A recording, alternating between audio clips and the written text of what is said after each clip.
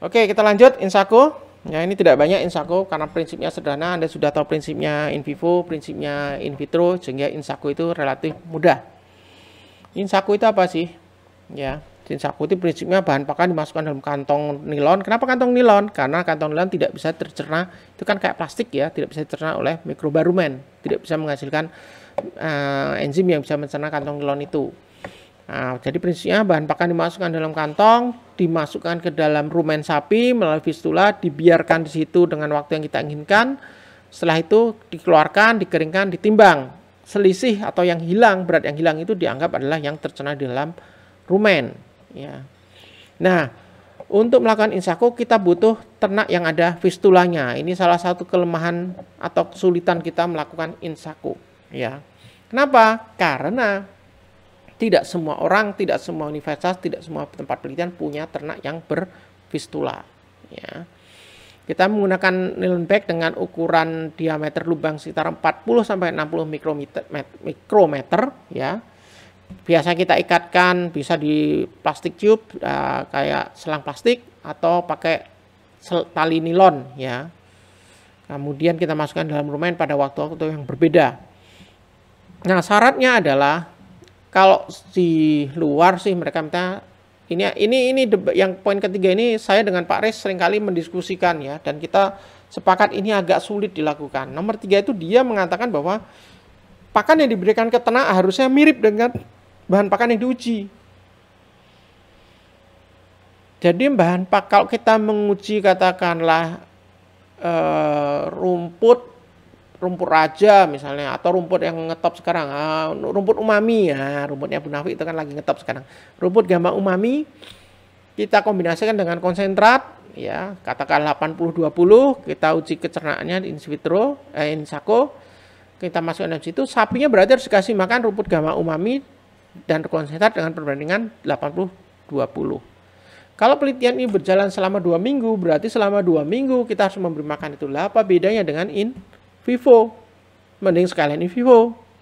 Nah, sehingga kalau di Indonesia poin ketiga ini biasa tidak dilakukan. Yang dilakukan adalah kita memberi pakan dalam tanda petik standar. Pakan standar itu adalah ya misalnya seperti standar yang kalau kita belajar ruminansia di awal, 80% hijauan dan 20% konsentrat. Sehingga nanti pakan itu bisa terdiri dari kandungan TDN-nya sekitar 60%, kemudian proteinnya paling tidak 11-13%. Itu sudah oke itu untuk diet. Dan itu asal kita sebutkan di dalam materi apa yang kita berikan sebagai pakan basalnya bagi ternak donornya atau ternak yang berfistula itu sudah cukup ya. Dan banyak penelitian-penelitian di luar negeri publikasi yang seperti itu melakukan. Jadi sangat jarang yang melakukan poin ketiga. Karena itu ya sama aja melakukan in vivo, ngapain gitu kan. Nah, lebih baik pakai 3 ternak ya. Karena kalau ada perbedaan akan lebih mudah ya teorinya, prakteknya susah. Punya 1 aja udah bagus. Kita biasa punya 2 sepasang ya, yang 2 PO 2 Bali, tapi sekarang kita hanya punya 2 Bali dan 1 PO karena yang 1 PO kemarin semester lalu meninggal dunia, sudah saking tuanya. Ini sedang diupayakan oleh fakultas untuk mencari penggantinya ya. Nah, ini adalah gambarnya. Nah, yang udah almarhum yang ini. Nah, yang ini udah almarhum kemarin. Yang masih hidup yang ini. Ini adalah contoh-contoh rumen yang di fistula. Ingat, fistula rumen selalu di sebelah kiri karena posisi rumen ada di sebelah kiri. Ini bisa dilakukan hampir semua ternak ruminansia yang punya rumen ya, dan tidak akan banyak mempengaruhi kehidupan ternaknya. Jadi ternak itu tetap dia bisa beranak pinak, dia bisa kawin, dia bisa gemuk ya kalau pakannya bagus. Kondisi rumennya fermentasi dan degradasi rumen juga tetap normal ya. Dan ini kalau sudah sembuh, sudah kering ya dia biasa tidak merasa sakit gitu kan. Ya paling enggak sapinya enggak pernah ngeluh sakit gitu kan. Ini juga, ini dulu udah enggak ada sapinya, ini udah lama sekali ya. Ini sapinya Bu Tintin ini dulu. Nah, ini kalau domba juga bisa dilakukan, cuma lebih kecil ya.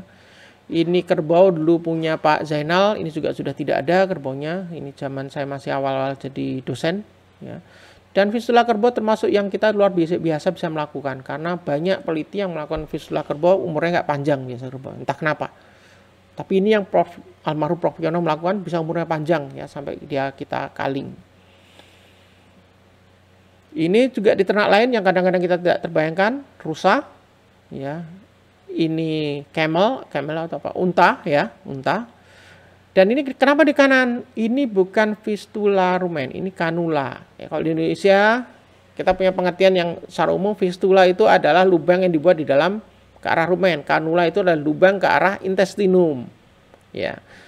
Tapi kalau di USA baik di rumen maupun di intestinum dua-duanya namanya kanula, tidak ada istilah fistula. Jadi ya tidak usah dipermasalahkan lah mana yang benar mana yang salah, tapi prinsipnya lubang bisa dibuat di rumen maupun di intestinum. Ini di intestinum, ya. Dan dulu kita pernah punya sapi perah yang ini sebelah kanannya itu juga ada lubang ke intestinumnya, yang punya putintin itu. Untuk apa? Ya karena Insaco itu hanya bisa mendeteksi, memperkirakan degradasi pakan di dalam rumen, titik. In vitro yang kita bicarakan mulai dari 3 pekan lalu sampai tadi, ya, semua itu menggambarkan kecernaan di dalam rumen, tidak menggambarkan kecernaan keseluruhan mulai dari mulut sampai ke anus, apalagi seperti di in vivo. Itu kelemahan dari in vitro dan Insaco, hanya di dalam rumen. Sehingga di Insaco ada metode yang kedua, ya, ini bisa dimasukkan ke dalam intestinum sehingga dia bisa melihat kecernaan yang terjadi di dalam intestinum. Nah, dengan metode seperti ini kecernaan dalam rumen dapat, intestinum dapat, yang tidak dapat adalah kecernaan dalam omasum dan abumasum. Kalau in vitro 2 tahap dapat kecernaan dalam rumen dan di dalam omasum abumasum, tidak dalam intestinum. Kalau ini bisa dalam intestinum kalau pakai kanula intestinum. Ya, tapi kalau hanya seperti ini, hanya rumen, ya hanya bisa dapat degradasi dalam rumen. Bahan yang dibutuhkan apa? Yang pertama adalah kantong nilon, ya, kantong nilon ini kok coretan nih, ya. Nah, kantong nilon, ya. Kemudian kantong nilon itu ukurannya biasanya 6 x 11 cm. Kemudian pinggirnya kita press, ya, kita press dengan press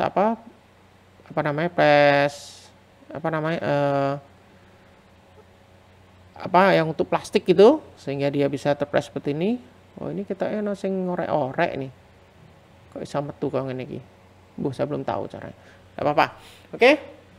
Nah, kalau kita biasa di sini diisi sampel pakan kemudian diklaim lagi, atau bisa juga ini diberi karet, ya. Ini kok piye caranya? Kok ada yang ngorek-orek ini?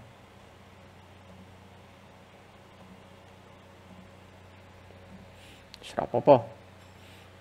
Nah, ini yang contoh ini yang saya ambil waktu saya di Inggris, ya. Di Inggris itu dia biasa pakai pipa ini.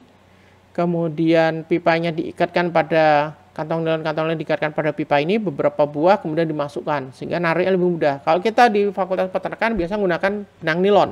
Ya, benang nilon kita masukkan, kemudian kita kasih bandul supaya dia bisa tenggelam. Kelemahan dengan model pipa ini karena dia ringan, biasanya ngambang di atas. Keunggulan kita yang di Fakultas Peternakan menggunakan benang nilon dan ada bandulnya itu biasanya lebih tenggelam, dia lebih bagus. Oke. Nah, kalau untuk domba kanulanya pakai ini. Ini adalah yang biasa dipakai di pipa, ya, di tandon itu. Kalau tandon keluar dari tandon untuk masuk ke pipa itu seperti ini, ya. Ini yang biasa digunakan untuk kambing, domba karena lebih mudah. Dan seperti ini memang nggak bisa kita merokok ke dalam, itu harus pakai alat tuh kalau memasukkan dan mengeluarkan. Jadi memang untuk Insaco domba kambing itu agak repot, kantongnya lebih kecil ukurannya, ngeluarkannya harus hati-hati supaya nggak kecantol dan putus tertinggal di dalamnya. Karena kalau tertinggal di dalamnya kita harus mengeluarkan, itu bisa nyumbat di dalam omasum dan bisa menyebabkan ternaknya mati. Nah, waktu inkubasinya seperti apa?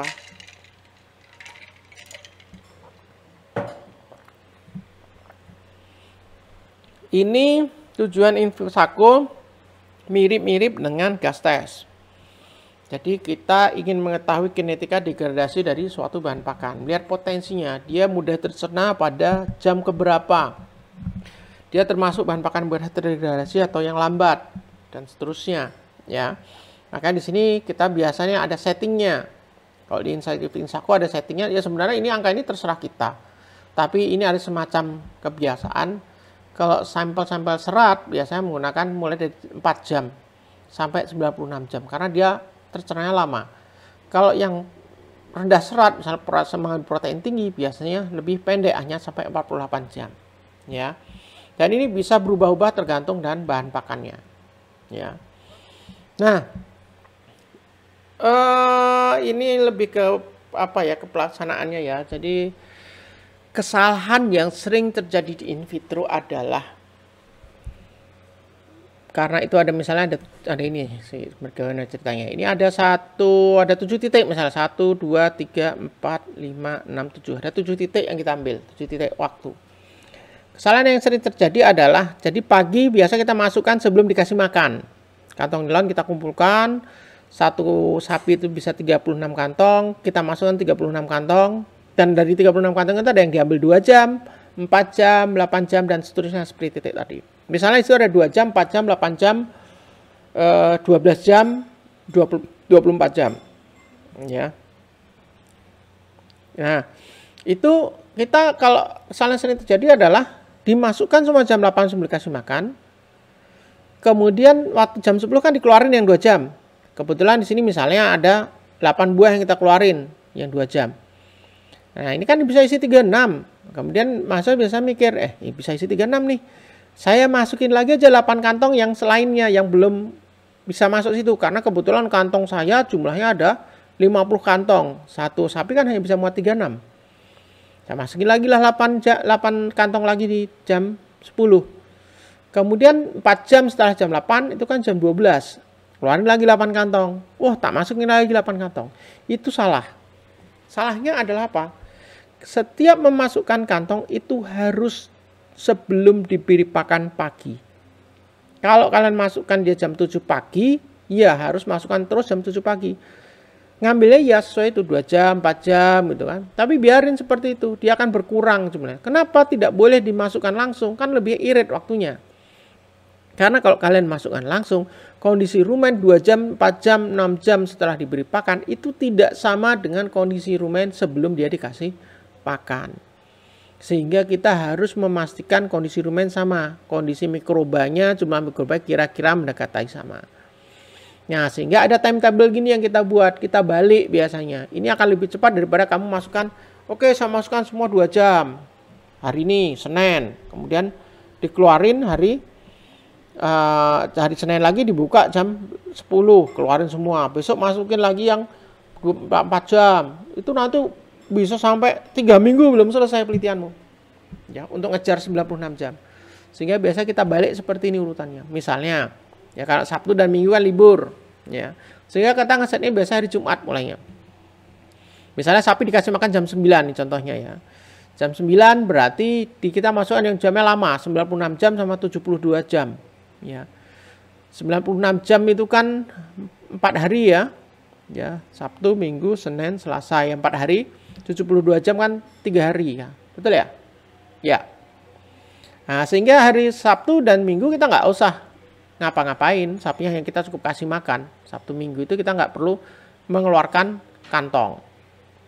Nah, 1, 2, 3 setelah 3 hari kita keluarkan 7 Senin. Hari kantor kita keluarkan 72 jam paginya. Nah, saat pagi kita keluarkan yang 72 jam kita bisa memasukkan yang 48 jam. 48 jam nanti diambil 2 hari lagi ya kan, hari Selasa. Selasa ya. Selasa sore. Nah, ini terus jadi prosesnya seperti ini terus ya. Selasa pagi ya. Oh ya, Selasa sore. Nah, terus ini prosesnya seperti itu, kita mulai prinsipnya adalah masukkan yang jamnya lama dulu. Dan kalau bisa dipaskan supaya kita nggak harus datang ke situ ngutek-ngutek cara rumen pada hari Sabtu Minggu gitu ya. Tapi ya boleh aja sih kerja Sabtu Minggu, nggak ada larangan sih. Nah, ini contoh saja karena kalau di Inggris waktu itu mereka nggak mau betul-betul ke kantor Sabtu Minggu kecuali ngasih makan ya.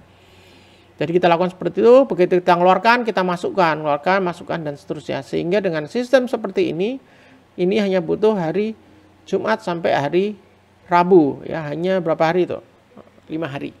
Ya, tapi kalau dibalik masukkan yang 8 jam dulu, kemudian seterusnya yang jam lama belakangan nanti butuh sampai 2 minggu. Ya coba aja. Oke. Nah, Setelah jam itu sampai, kita buka fistulanya, kemudian dipancing. Nah, ini salah satu dipancing. Makanya nilon itu kan ditaleni gini nih, kita pancing, tapi nggak bisa langsung ditarik tali, kadang-kadang lepas ya, sehingga memang harus dirogoh, dicari bandulnya, ditahan semua kantong nilonnya dengan tangan begini di bawah, kemudian ditarik ke atas, baru pelan-pelan tarik supaya nggak ada yang lepas. Memang tangan kita harus masuk, ya. Dan ini seringkali yang terjadi kesalahan adalah saat membuka tutupnya. Tutupnya itu cara membuka tutup ini itu bukan dicongkel. Maka saya kalau di lab itu menemukan ada congkelan di situ, sering itu teman-teman buat congkel untuk nyongkel itu nggak dicongkel. Bukanya itu didorong. Tutupnya itu dorong sampai masuk ke dalam, dimiringkan baru tarik keluar. Ya. Itu lebih aman untuk alatnya. Nah, setelah semua cairan rumen diambil, ya. Ingat tadi cairan rumen yang diambil 2 jam, 4 jam, itu jangan langsung dicuci. Prinsipnya setelah diambil kan dicuci, tapi tidak perlu langsung cuci. Kenapa? Karena saat kita mencucinya berbeda, bisa jadi ada bahan pakan yang larut. Pasti ada bahan pakan yang larut. Sehingga lebih baik, kalau belum selesai dikeluarkan semua, yang kita ambil di awal-awal, masukkan freezer atau masukkan kulkas.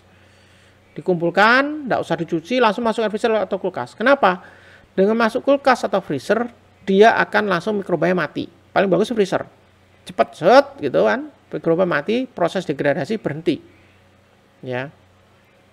Tapi kalau kita ngambil sekaligus semua sudah selesai, bisa langsung kita masukkan ke air dingin. Air keran biasa itu, jangan air hangat. Untuk mencegah terjadi degradasi lanjut. Begitu kena air dingin, mikrobanya mati. Ya. Kemudian bisa kalau ada mesin cuci, kita pakai mesin cuci ya selama 20 menit dengan air dingin. Kita di Indonesia jarang melakukan. Karena dulu pernah melakukan malah banyak sekali yang hilang ya. Jadi lebih baik kita paling sering menggunakan ember gitu, kemudian atau keran, pakai keran, di bawah keran kita cuci. Kita cuci sampai air yang mengalir keluar dari melalui kantong-kantong dalam itu agak jernih. Kalau jernih banget tidak bisa, agak jernih. Tidak kelihatan budak ya. Dan ingat, selama mencuci di bawah keran itu jangan diperes. Kalau Anda peres, pasti nanti ada yang kedorong keluar bahan pakannya itu. Akan kelihatan kotor lagi. Oh, Anda peres lagi, wah sampai habis itu. Nggak akan berjenis-jenis. Jadi selama itu sudah mulai jenis, sudah cukup. Dientuskan itu diginikan. Ya, seperti kalau Anda bikin teh celup itu, digoyang-goyang ini, jangan diperas. Setelah itu baru masukkan ke oven, dikeringkan. Sampai dia beratnya stabil. Ini pakai mesin cucinya kita nggak pernah lakukan di Indonesia.